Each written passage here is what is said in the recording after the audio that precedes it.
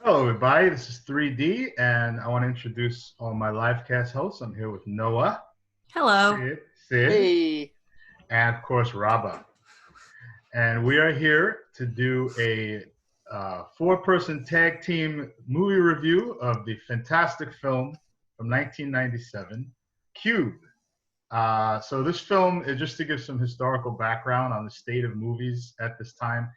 The late 90s in film were a very non-subversive time in Hollywood. So there was like a trend in the late 90s towards very Hollywood, in quotes, popcorn action movies, rom-coms, sappy dramas, superficial comedies. I'm going to give you the top 10 movies that came out in 1997.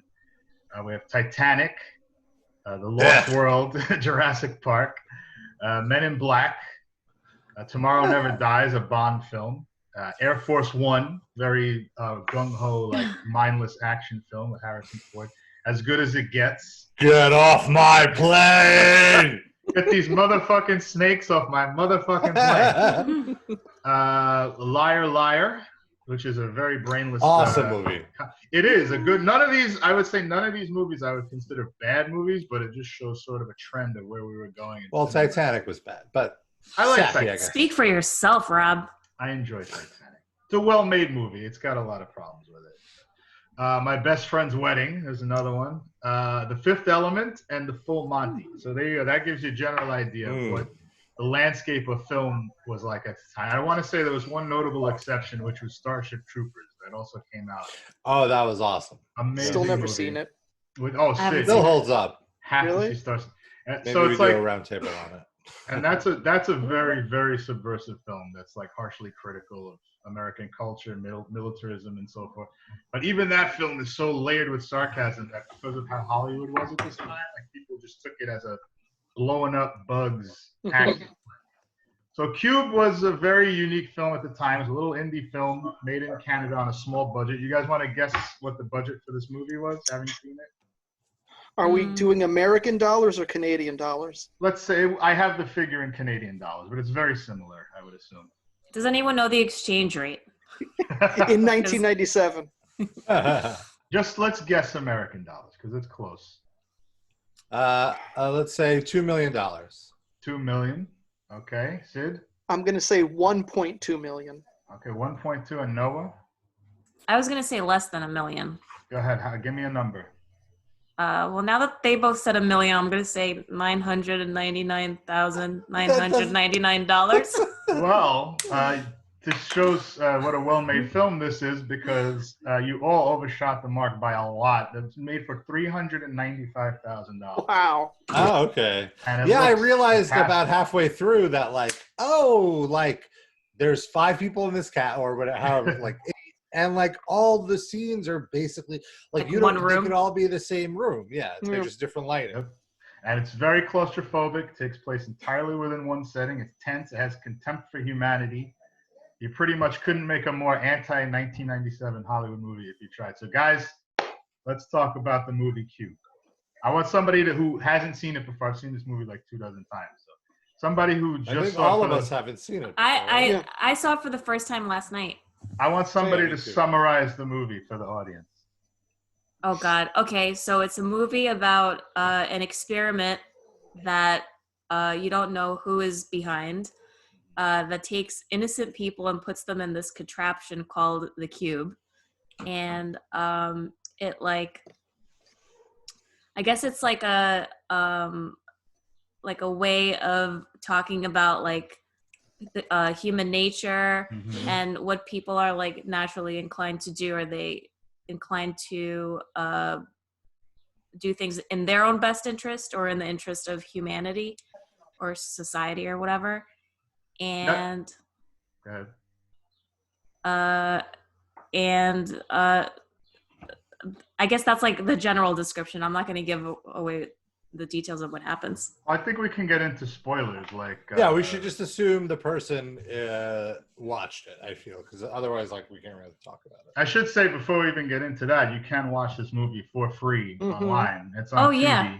On Tubi Schwartz. Yeah, we'll include a link with it. That's how I watched it. It was great. There was maybe 3 commercials during the whole movie. It was great. What is this Tubi? And I want to say also, by the way, I didn't even do this on purpose with a setting or anything, but I had no commercial. Like you saw the spot when it's supposed to have a commercial and it just clipped and it went right back into the movie. Huh. It might be Wow. your ad blocker. I think I have a really good ad blocker. That's basically it. But the way I would describe it, I would say it's like I guess Sid, this is how you sort of described it to me, was that it's like a more cerebral Saw. Yeah. Yes. And like it. First of all, I want to say as somebody who is very skeptical about committing to a movie, even though I will watch 10 episodes of a show, which is way longer than a movie. It was only 90 minutes, and it was the perfect amount of time. More movies need to be 90 minutes. Exactly. I couldn't agree more. The movie started, and you're just in the movie. You didn't see some fucking dumb backstory with the lead character and his 3 kids. It's about one thing. It tells one story, just plows right ahead. Just let's go. This is what I really love about this movie is that, in fact, when I think about Sid, I feel like this is the perfect Sid movie because this is like a movie is like a love letter to nihilism. Like the characters, they start at one point debating like, why are we in this structure? You know, God and aliens and everything is portrayed as completely laughable. Like every idea they come up with is idiotic. The cynical Sid character, who's basically not Quentin Tarantino, says, like, there's no reason behind anything. Nothing matters. Nothing in life matters. So certainly nothing in this fucking cube matters. Worth. And worth, exactly. And by the way, Noah, you brought up his name. Every single character in this movie is named after a prison. So you had a prison? So you had Levin and Worth. Those were like Leavenworth, the famous prison. And then you had Holloway, which is a women's prison in the UK.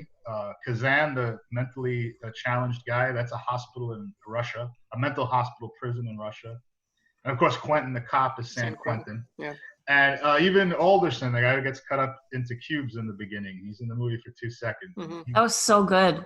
Yeah. Oh my God, that was one of the best traps. That was amazing. Yeah.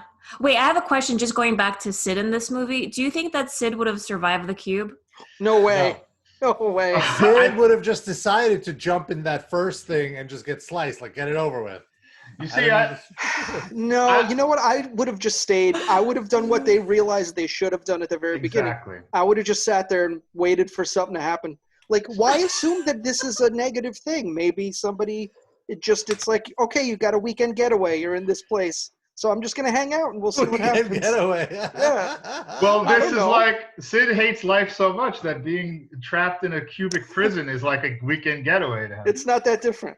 But I was going to say Sid actually would have solved the cube because he possesses the proper attitude. Like everyone's obsessed with trying to get out and they have lives to go back to. And Sid hates everything so much. He would have parked his ass in one spot and waited till the cube rotated to the exit. And that would have been the end of it. Yeah. He would have walked out and watched Community. That would have been it. What about Rob? Do you think Rob would have survived the cube? Rob had, well, let me preface this by saying, like, really, nobody survives the cube. There's everyone in the movie. But here's the thing I love about this film. I'll get back to my Rob answer in a second. Mm-hmm. But what I love is that the cube traps only kill 2 people in this movie. Like, there's tons of traps, but only 2 people die by traps. Yeah. And both of them, they're both in the first 5 minutes. So really, all those kills only exist to set the atmosphere for this movie, to show you how dangerous this environment they're in. And then they never happen again. Everyone else that gets killed is killed by the other human participants in this thing because they all go crazy, or the 2 die because they're defending themselves. But yeah, really nobody dies by traps except the first 2 guys, which I think is amazing.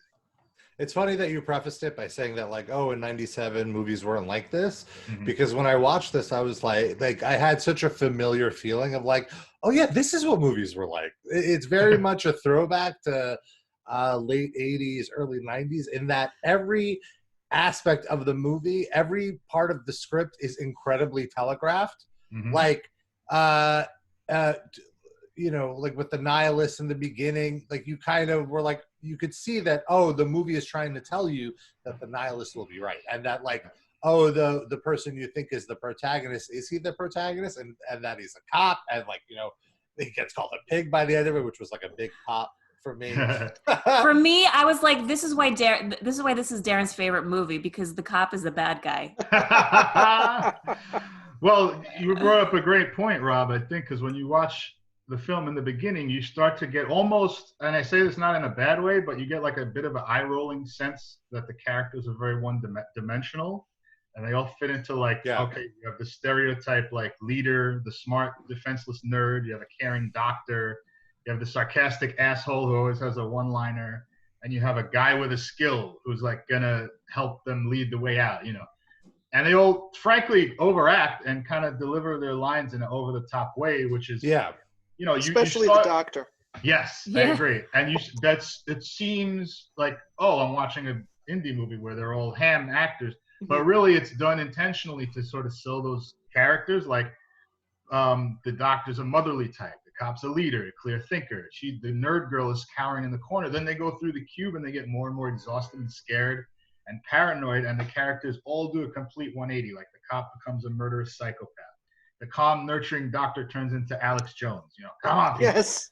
The nerd becomes the most important person to solving the puzzle. The autistic man, who's like a burden and keeps them from progressing from room to room, is the one who gets the farthest and gets out of the queue, and the only one. So it's done in such a realistic and not on the nose way that it's like turning Hollywood movies on their head. Another thing that's so important that I think makes this movie worth watching, and that I feel is something that other movies need to take away, is that it follows all the rules that it establishes. Like it sets a rule, and you have to like, and this is something that I find, like, I'll watch movies nowadays and I'm like, you know, when I start thinking like, oh, I shouldn't care this much, it's like, but the movie is making me care. Like, what's an example? What's an example of a rule?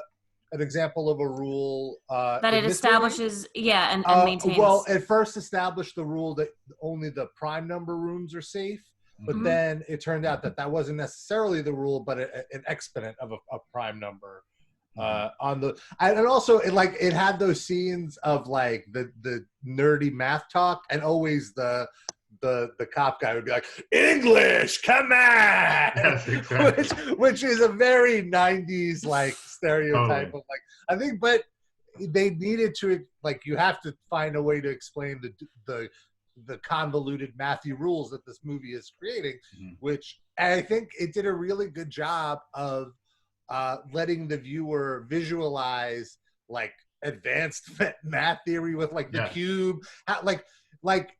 you know.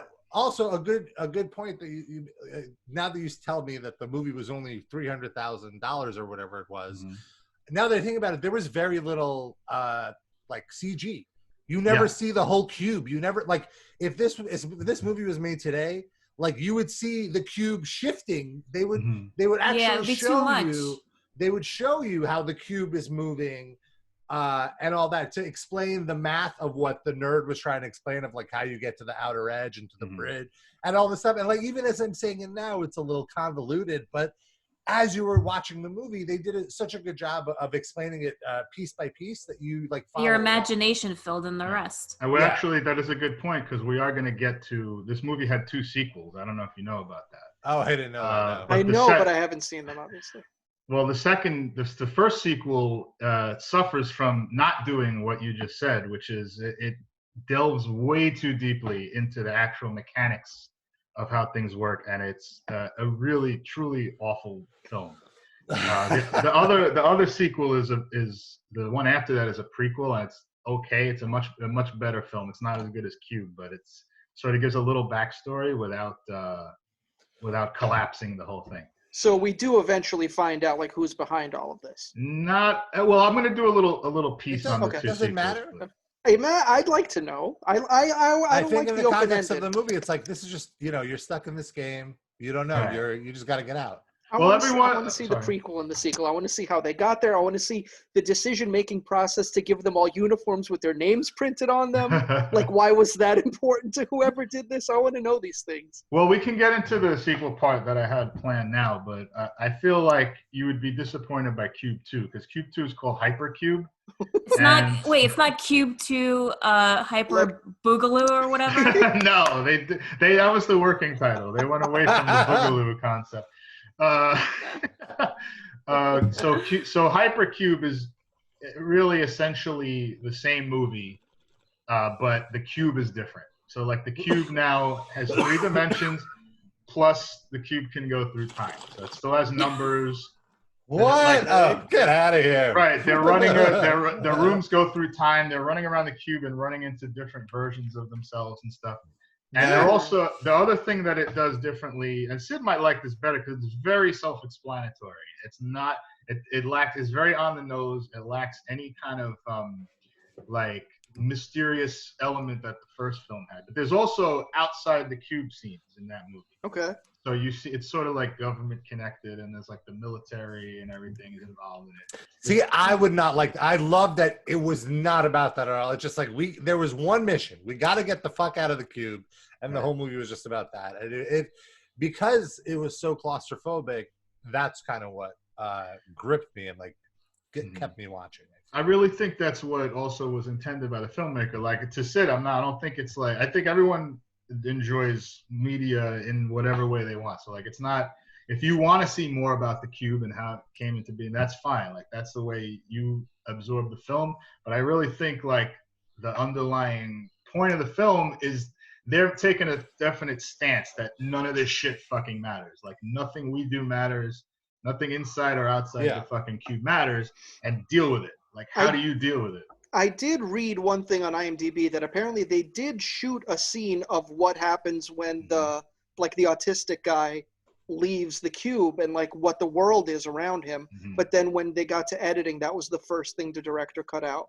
Yeah. But it does exist. It did exist. There was something. Are you going to try to get your hands on that footage? I'm going to find that guy's Twitter handle and just DM him to death. Yeah. Also, I want to mention Quentin, the lead, the cop character. To me, just reminded me. Now, a lot of people won't get this reference, but of pro wrestler Loki. Oh. He very much had that like block samurai delivery of like old karate movies. Like, we did. Oh. And you're, I really did think they were just like, like low skilled actors is like a too much of a knock. But like, you're right. It was probably intentional that it was so cheesy. Yeah, I feel like they have to establish those archetypes like that you're used to, right? And they did it, they oversell it, and then it really like hits you in the balls more when they do a 180, and these people are completely removed from like what you got used to them as. Right.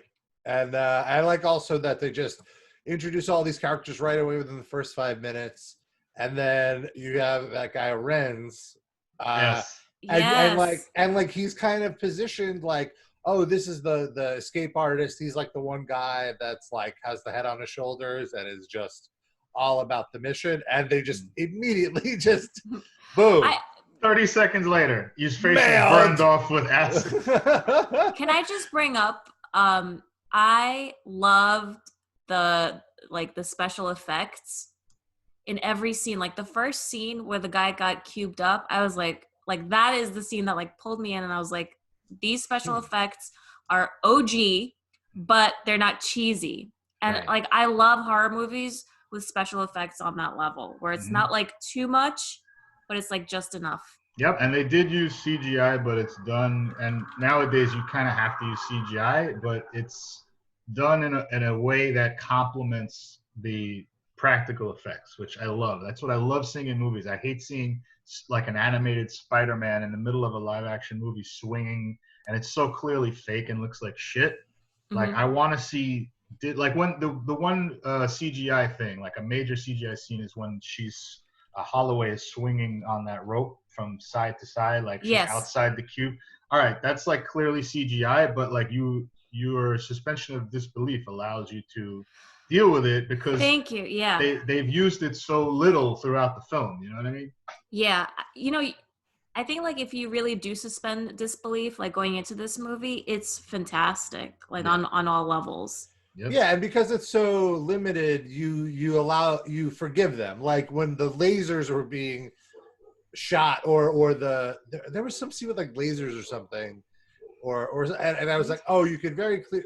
I don't know if it was lasers. I think you're talking about the fire. No, the scene where they're trying to get through the room where they can't make any noise. So that was so good. Yeah, oh my god, right, that inspired the Mission Impossible one. Not really, because that came out before this. They probably ripped off Mission Impossible slightly. But like it looked shitty. But by that point, you're so like into the movie, you're invested. You forgive it, and it's like theatrics. It's theater. You understand what the movie is trying to tell you, and because of the rules that it's set up, that like this will kill you. Mm-hmm. You and also have that tenseness of like, nobody make it sound like this shitty CG will kill you. Also, I want to add to that the fact that they don't lean on CGI all the time when it is in fact shitty is the thing that allows you to say, oh, this little thing is shitty, but it's just to make a point. Like they're not leaning on it, so they're not even increasing the importance of it in the film. Yeah. Oh. We have Sid back on his AKA dipshit. Oh, did we lose Sid?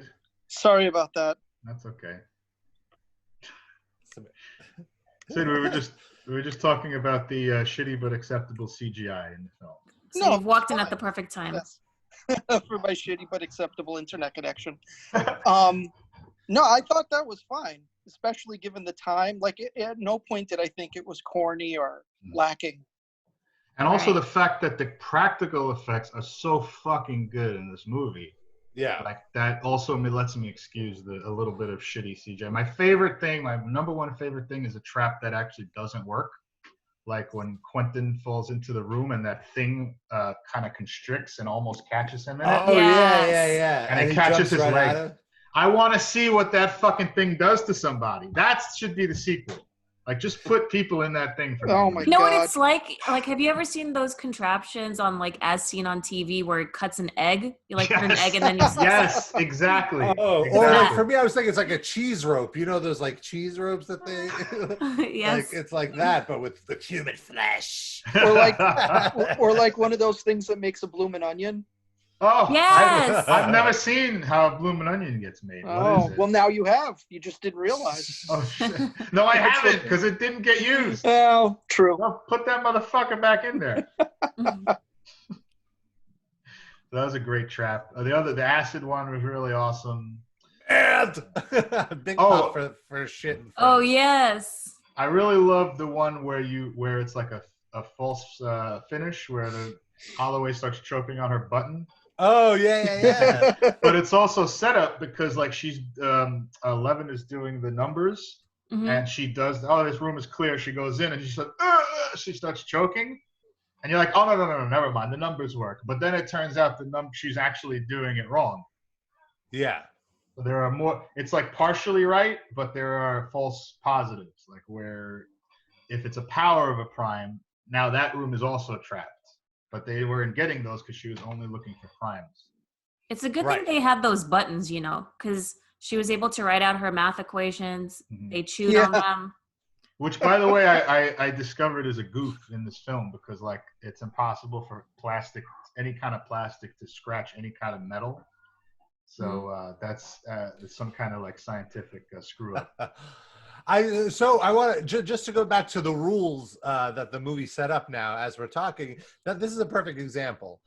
In the very beginning of the movie, Quentin, the cop, says, like, he establishes, and this is the thing, you have to listen to everything that all the people are saying because it means something. He establishes that all the people that are there to somehow contribute to the greater, advancement. Mm-hmm. And then, you have the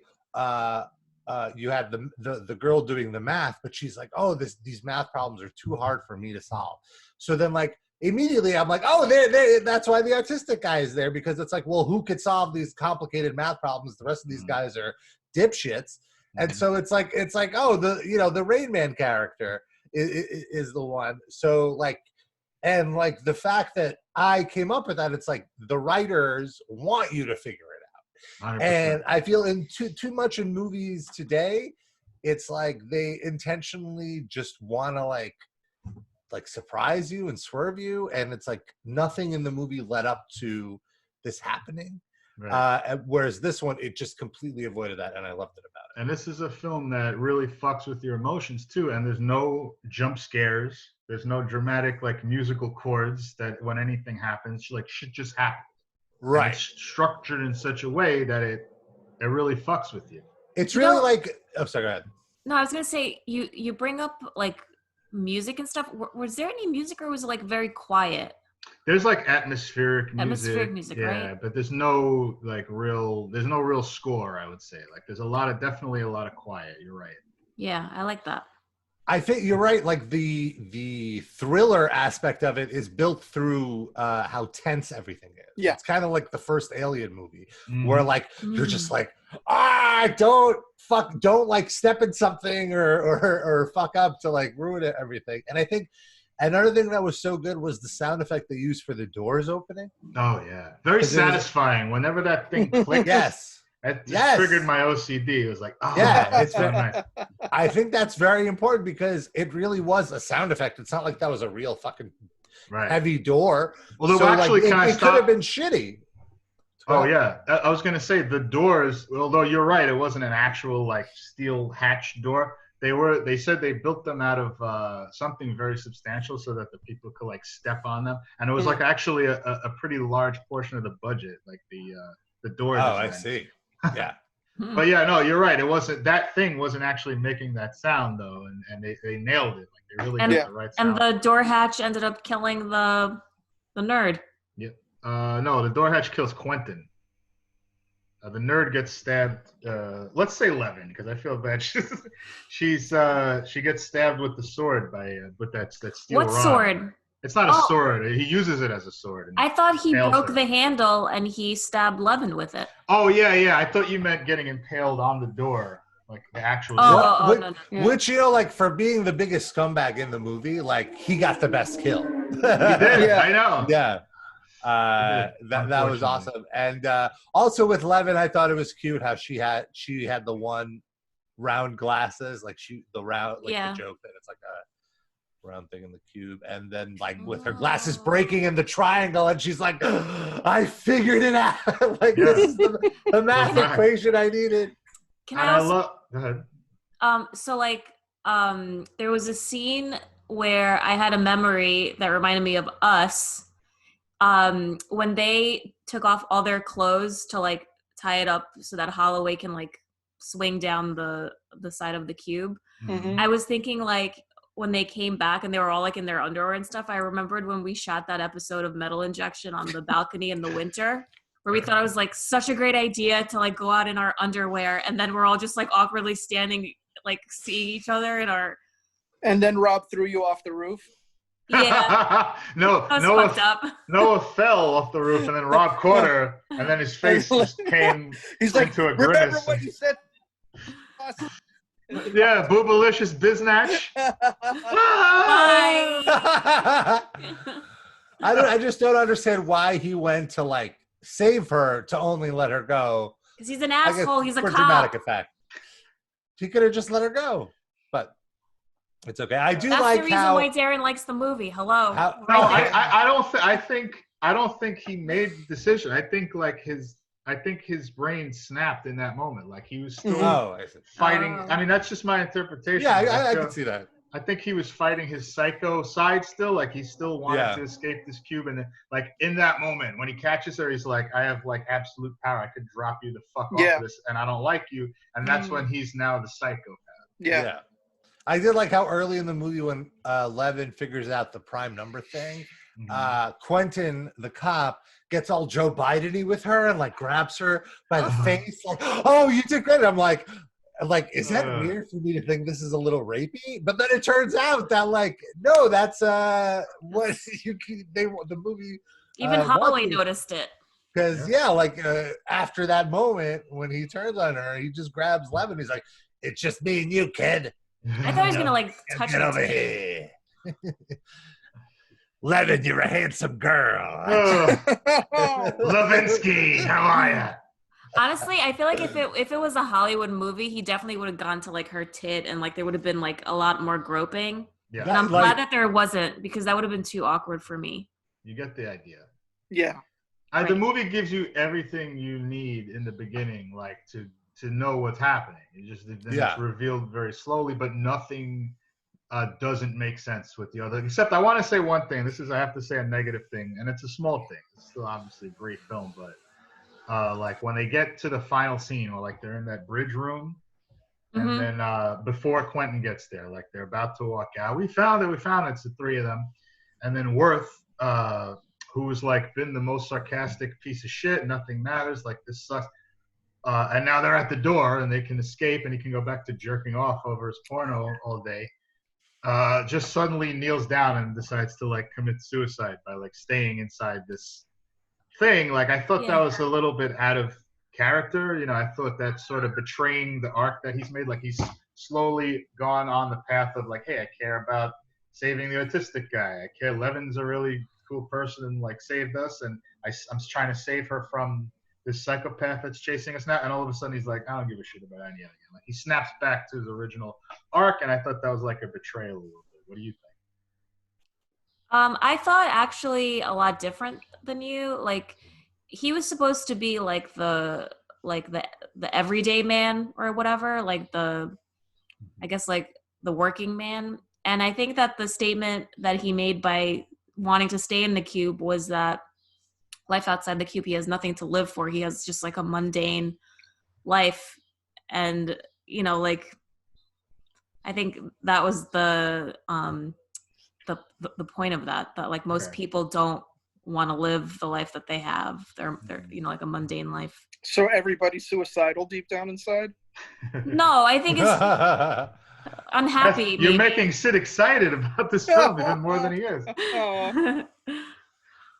See, what I thought was that he just felt guilty about his involvement in making it, and he thought he deserved to die in there because he had blood on his hands. Yeah, I totally agree with that. I feel like with every other character, like that's where he is in the beginning, clearly. Like nothing matters. This sucks. Everyone else does this full circle to where they're a completely different person, and he's like circled. He's done it too. Like he's now a caring person, and he wants, even though he feels guilt, he wants to help these people get out of this thing. But now he's circled back to fuck this, nothing matters again. But he still did want the other two to like get out. That is true. He just didn't want to get out. That's fair. He just felt like he wanted to punish himself.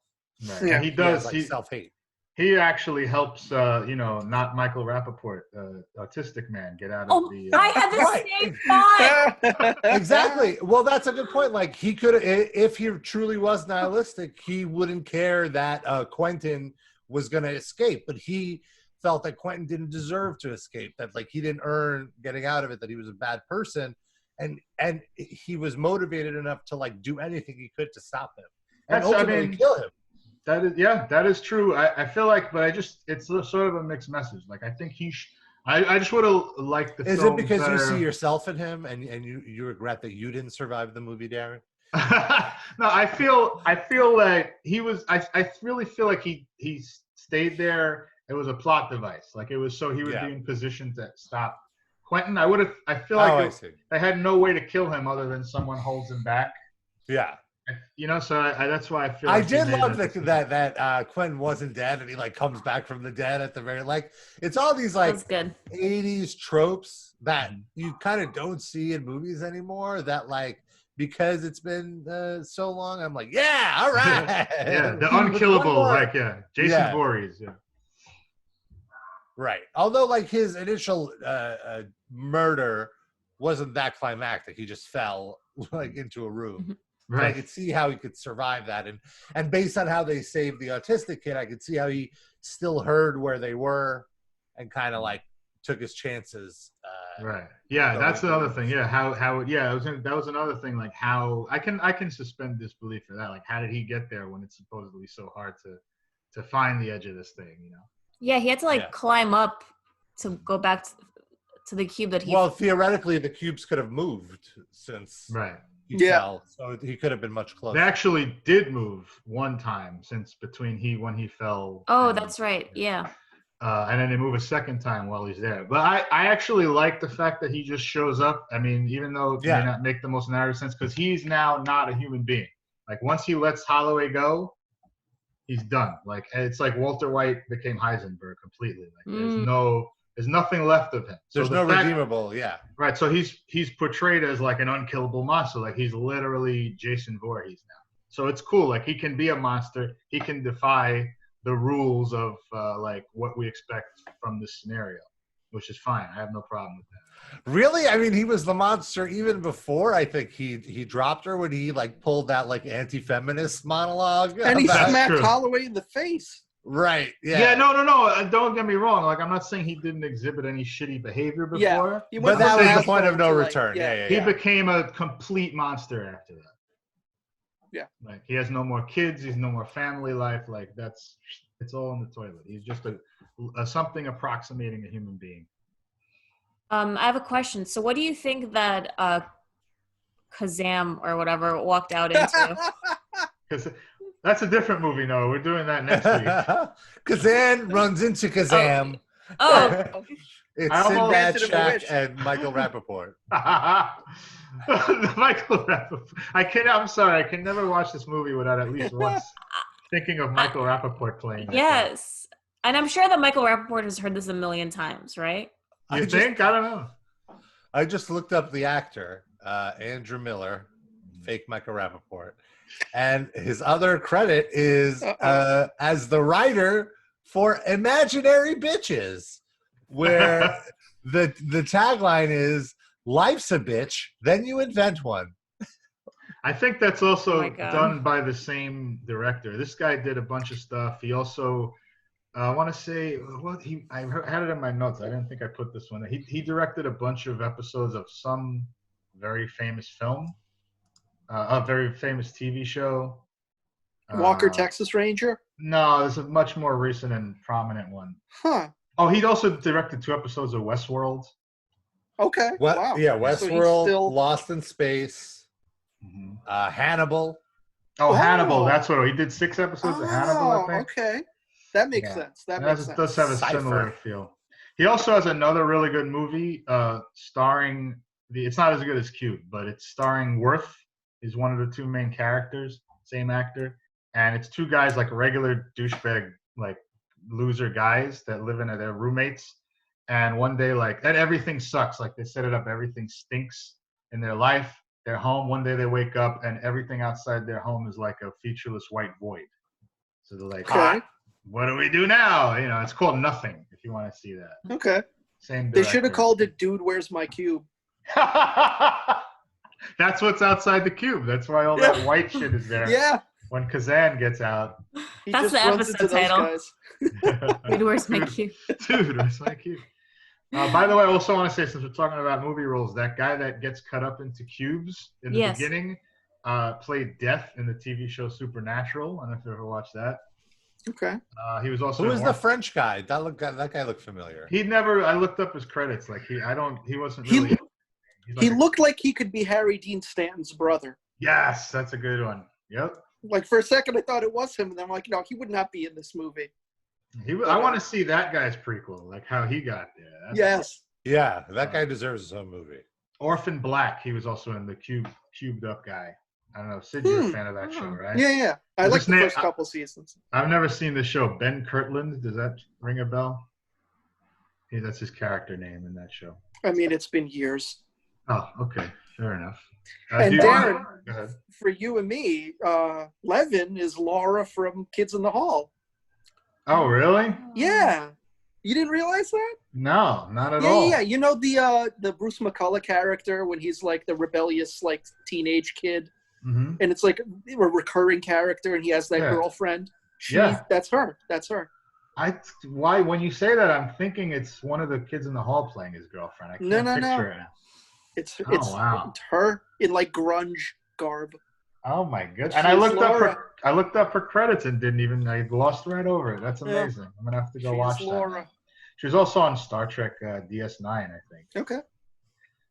But wow, that's crazy that she's in. She is Canadian. I mean, this is a Canadian film, and like basically everyone's a recurring Canadian actor. So if you look at their credits, like 90% of it is Canadian. Yeah. That's another goof that I noticed. I don't know if it was like they just slipped up or it was intentional or what, but it seemed like they wanted us to think that this took place in America, right? Mm-hmm. I don't. Does it? Well, what made you say that? I don't know. Early on, there were a couple of references that made it seem like this was an American thing and not specifically Canadian. But then when she's like, at one point she says A to Z. A to Z, yeah. And I'm like, well, that's not an American thing. Yeah. In the beginning, there was so much French. Like, as soon as she said joie de vivre, I was like, this is a French movie. And the other one is when Ren gets shot by the acid, he goes, merde. Oh, that's true. Yeah. Well, honestly, I didn't look anything up. Like, I didn't look the movie up before I watched it, and I didn't know it was Canadian. So once you said that earlier in this this recording, I was like, oh, that makes sense why they spoke so much French. Yeah, this whole thing was shot on one soundstage in Toronto. Actually, this is kind of interesting. There was only one cube room, and it had like an adjoining cube pathway. So they built a cube with a door, and you can see into the other cube like a partial set. And they just reused it over and over with different lighting. They shot the blue cube scenes on one day, all the scenes, and the red cube scenes on another day. And apparently the red cube had to have like hot lighting, so all the actors hated it. I have a question. Why did Kazan ask for the blue cube? He's like, I want to go back to the blue cube. I think it's two levels. Like, I think on one level he's just an autistic guy, and like blue is pleasing to him for whatever internal reason he has, and red scares him. But I think it's also to set you up for the fact that like all the gore and like mostly everything dramatic happens in the red cube scenes. Like all the final room when they're trying to get out of the door is the red. When they both get skewered by Quentin is a red cube. Like all the, I think, I don't want to say for sure, I think when Ren gets acid in his face, that's a red cube. Yeah. They're not, and that's not all the traps, I want to say, just to be clear about it. It's not like all the traps. Yeah, there's white rooms. But it's whenever something really dramatic to the plot happens, they're in a red cube. So I think that's what the underlying like movie making purpose for the red cube. Exactly. Well, the blue cube is like exposition and like stuff like that. And when they're starving and discussing what's going on and everything like that. When they go to sleep, it's a blue cube, or I think maybe a gray cube. They also were supposed to do 6 color cubes because 6 sides to a cube, you know, like Rubik's Cube. But they ran out of money, so they went with they had 5 color cubes in this. Was it that expensive to just get a few more light filters? Apparently, they were using these gel filters, so like apparently that's really expensive. Huh. And they Holodets filter. And they didn't have much money. Oh, for fuck's sake. Imagine if there was one room that it was just like filled with holodets and you had to eat your way through. What's worse than anything. I'd rather be fucking cut up into cubes. That's what they made the holodets with. Put holodets into that fucking cube cutter so that like single serve. Destroy it. Oh, that's worse. Then it would feed more people. Do you have any follow-up, like anything you guys want to add before we go on or wrap up? What was your takeaway from this? We should go around the room. Let's go around the Zoom and see what everybody says. Your capsule review. Would you recommend this movie to anybody? Yeah, for sure. Yeah. It was entertaining. I was on the edge of my seat. I definitely was left with more questions. As I said before, more questions than answers. And I like having answers. But it didn't like ruin my enjoyment of the movie at all. There are 2 sequels for you that you will definitely enjoy if you like answers. I'm not saying they're good answers. Yeah. And the thing is, if I thought the movie sucked, I wouldn't care what the answers were. It wouldn't matter. So the fact that I want more information means it was compelling in what it gave me. So yeah, my main thing is just like, did they sue the makers of Saw? Because I feel like they would have had a case. There are similarities. I think Saw was enough of its own thing. Yeah, I don't think it's that similar where it's a lawsuit. But give me an executive producer credit, something. Throw me a bone here. This movie actually is a take on a book that I wish I had written it down. If you Google it, this is loosely based on a short story. Huh. And it's also very similar to a short film that the director made where people are trapped in an elevator. And somebody comes into the elevator holding like a knife, a bloody knife. Oh, wow. But he has a story that backs him up. Like he's like, no, you don't understand. Like this happened. So you don't know who's like really trapping them in this elevator. And it's very similar to Cube, but less high concept. Does anyone fart at any point? I didn't see it. I read the synopsis. So and he uses the knife to cut right through it. That's a good point. How was there no farting in this whole movie? Yeah. What's the circulation like in these cubes? And like pooping and peeing, I guess like Kazan peed, but like what about pooping? I would say if there's no farting in that elevator movie, it's a very lost opportunity. Let's put it that way. By the way, I just want to say really quickly, Alexa, give me a wet fart. Here comes a wet fart. Oh. Try asking me for a wet fart. Or say random. Random. That was a very heavy one. Try asking me for a gassy fart.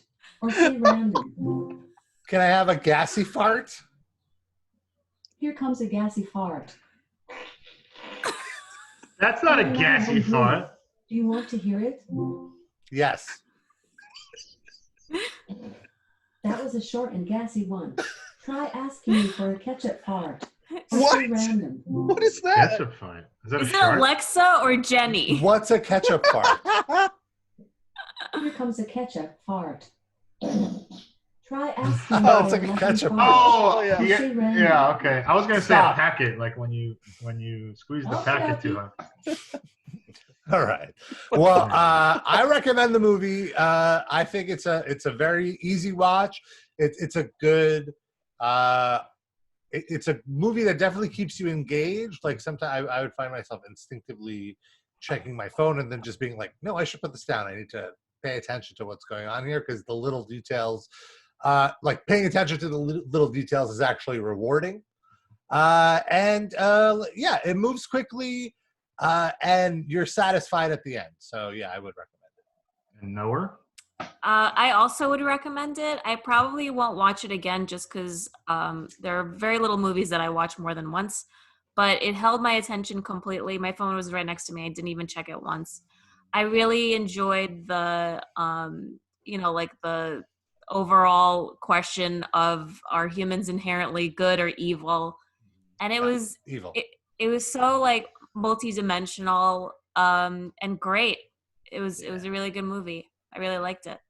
Me too. I want to quickly just cover the sequels. One of them I already discussed. It's just basically the same film made over again with the opportunity to have a bigger budget. The director was asked to do it and declined. He said, I despise the idea of sequels.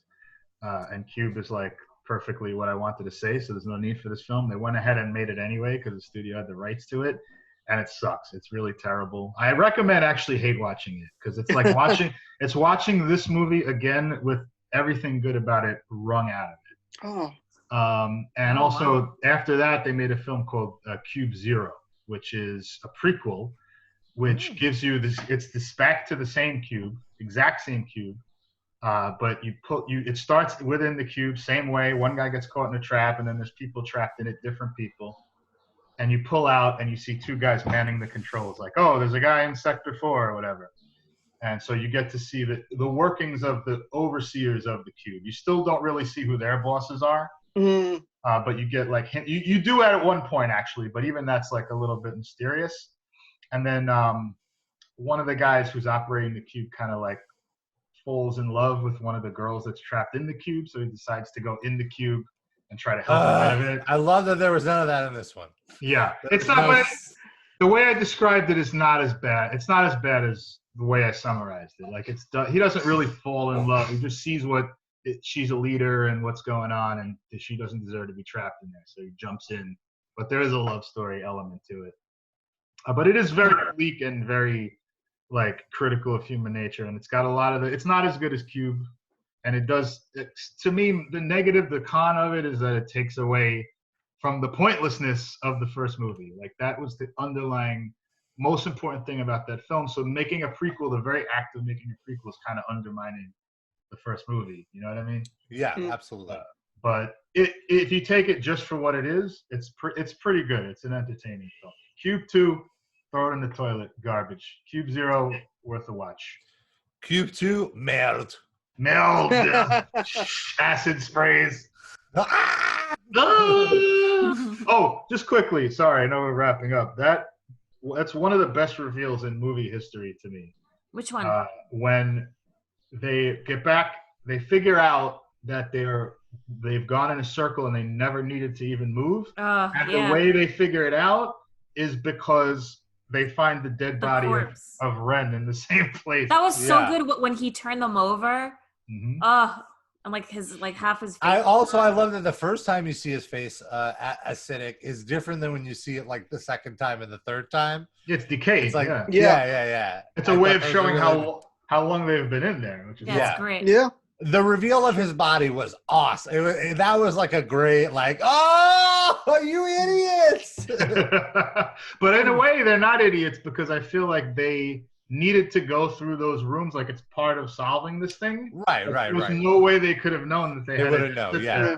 So solving all that shit helped them figure out. Now I'm back in the right place. Now we just need to wait for the bridge to come into position. So yes and no. Like it is. Oh my God, we could have just stayed here, but you would have never known that. Like, you had to go through the cube and risk your life and limb to get to this point.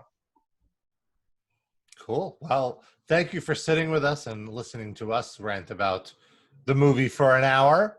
And leave a comment. Let us know what you thought of the movie, who your favorite characters, what your favorite moments were. If you would survive the cube. Mm-hmm. Oh, we never got to that. I think... I don't know. I think the only one who would survive the cube out of the four of us is Sid. Yeah. Sid would never move. He would have locked into it. Yeah. You guys go. Yeah. I can't do simple math, so. The best for me would have been when all of you guys finally returned to the room I was always in. And the I told you so would have been so satisfying for me. That would have been my victory. These buttons are actually kind of good. You'd be eating a pack of buttons like you pulled off of dead bodies. I made a soup. I used Kazan's urine and the buttons to make a stew. I'm just like filling myself up over here. And really, isn't that the true human spirit right there? What, to eat a button? He's the most positive person in this film. Cube 4. Sid. Ice Cube. Cubes. Yeah, how was Ice Cube not in the sequel? I don't know. You want something to do with this. I also want to quickly plug my review with Sid of Ozark, which is really, really good, and it's also up on our Patreon. Wait, I have a question because I watched the first episode, and I've been watching Better Call Saul, so like it was like Ozark was like meh. Should I continue watching it? Like, did you guys like Ozark? Did you recommend it? You watched one episode of Ozark? I just watched the first one. If you thought that was meh, I would say hang on to it because it really gets fucking good, like very quickly. Oh, okay. But I could also see somebody not liking it because it's not as like emotionally engaging as Better Call Saul. Like pretty much everybody in the show is a piece of shit, but it works for me. It works for me. Like Saul has people that you really root for, even some of the criminals. Like you're really rooting for them. Mm-hmm. Yeah.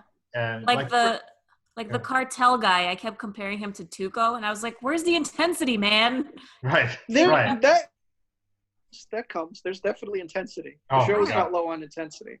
Yeah, Ozark has a lot of intensity. Yeah, it's not. If you're comparing things to Better Call Saul, that's not fair. Better Call Saul, I feel right now is like on its own level. Mm-hmm. So you're not going to get that if that's what you're expecting. But it's like the next tier down. Okay. It's entertaining. It's worth watching. All right. Then I'll watch it. Yeah. And then watch your episode. Yes. Yeah, I like your opinion. Rob? Alrighty. Well, thank you all for tuning in and for being patrons. We love you. We love you so much. Bye.